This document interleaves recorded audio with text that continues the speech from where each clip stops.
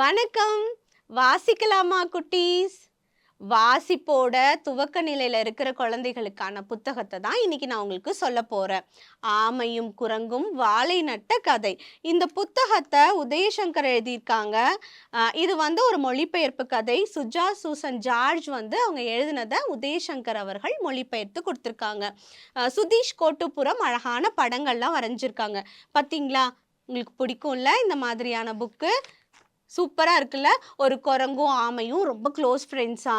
ஒரு நாள் ஆத்துல ஒரு வாழை மரம் அடிச்சிட்டு வந்துதாம். அந்த வாழை மரத்த 2 பேரும் சேர்ந்து கரைக்கு கொண்டு வராங்க.